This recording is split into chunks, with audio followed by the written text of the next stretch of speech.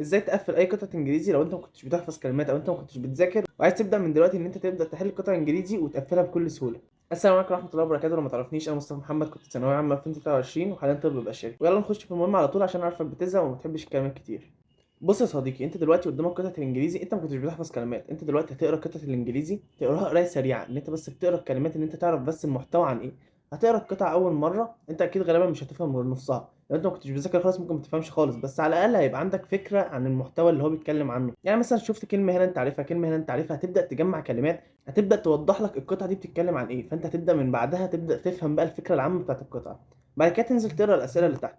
هتقرا الاسئله هتوضح لك حاجات كتير جدا، لان اصلا معظم الاجابات انت ممكن تجيبها من الاسئله وبتفهم اصلا القطعه هو عايز ايه، لان هو بيقول لك مثلا كان قصده ايه هنا، فانت بتفهم هو كان بيركز على ايه وايه الحاجه اللي هو عايزها بالظبط. يبقى انت كده في اول مره قريت القطعه بالاسئله بتاعتها عشان بس تفهم الفكره العامه. دلوقتي هتجيب بقى القطعه اللي انت كنت مش فاهمها فوق، هترجع تقراها تاني بس بالتفصيل. هتقف قدام كل كلمه وتحاول تفهمها. لو انت مثلا مش فاهم الكلمه دي يعني ايه، هتربطها بالجمله اللي حواليها فهتستنتج معنى الكلمه حتى لو انت اول مره تشوفها في حياتك. وخلي بالك انا بتكلم هنا لو انت دلوقتي بتتمرن، انت مش في الامتحان، انت بتتمرن عادي ان انت تحل، فانت كده كده انت ممكن تترجم او الحاجات دي، بس خلي الترجمه في الاخر وهقول لك تعمل ايه في الترجمه بالظبط وتعمل ايه في الاخر عشان تظبط نفسك في القطع وتضمن ان انت هتقفل قطعه الانجليزي في الامتحان ان شاء الله. فاحنا دلوقتي في تاني مره انت بتقرا بالتفصيل، كل كلمه هتحاول تفهم معناها، كل كلمه في الجمله بتاعها لازم تخلص القطعه وانت فاهم مثلا 90% من القطعه وانت عارف هو بيتكلم عن ايه ومعنى الكلمات وكل الحاجات دي، في 10% بس انت مش فاهمه.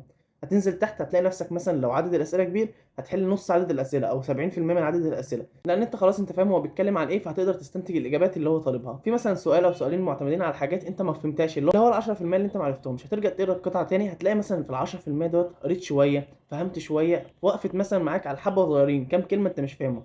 فتعلم تحت الكام كلمه دول وتروح تترجمهم، يبقى انت كده حليت القطعه واستنتجت الاجابات وتعودت ان انت تحل من غير ما انت تكون اصلا فاهم القطعه بتتكلم عن ايه وانت اصلا مش حافظ كلمات. وفي نفس الوقت حفظت كلمات جديده انت ما كنتش عارفها، وغالبا الكلمات اللي هي بتبقى غريبه في القطع تتكرر كتير، فانت يبقى كده انت بتضمن ان انت الكلمات اللي هتجيلك في اخر السنه انت شفتها من دلوقتي. طب انا دلوقتي هروح اترجمهم وما اعملش اي حاجه؟ لا، انت هتروح تترجمهم وتحفظهم وتكتبهم في السكتش بتاعك او الكراسه اللي انت بتحفظ فيها الكلمات عشان تفضل فاكرهم، وكل شويه تعدي على الكلمات الجديده، كل ما تزود كلمات اقعد احفظ فيهم تاني، كل ما تزود كلمات اقعد احفظ فيهم تاني لحد ما يثبتوا، وفي الاخر هتلاقي نفسك عندك حصيله كلمات كبيره جدا. في ناس هتقول لي طب كلمه او كلمتين حتى لو 10 كلمات في القطعه مش هيفرقوا قوي، ما انا بحفظ 1000 كلمه في الحصه وبرضه ما بعرفش احل القطعه. اولا انت لو بتحفظ كل الكلمات اللي عليك بالطريقه الصح انت في الاخر هتقدر تحل القطعه. احنا بنتكلم دلوقتي الشخص هو ما بيعرفش يحل اصلا ولا بيحفظ كلمات وما كانش بيذاكر طول السنه، دي الطريقه للشخص هو ما يعرفش اي حاجه في المنهج وما كانش بادئ ولسه بيحاول يبدا من دلوقتي وبيحاول ينقذ ما يمكن انقاذه. لو واحد مثلا حل 100 قطعه او 200 قطعه، لو مثلا كل قطعه طلع منها 5 6 كلمات، في الاخر خالص هتلاقي ان هو حفظ عدد كلمات كبير جدا هينفعه في الاسئله العاديه وهينفعه في القطع وهينفعه في حياته عامه.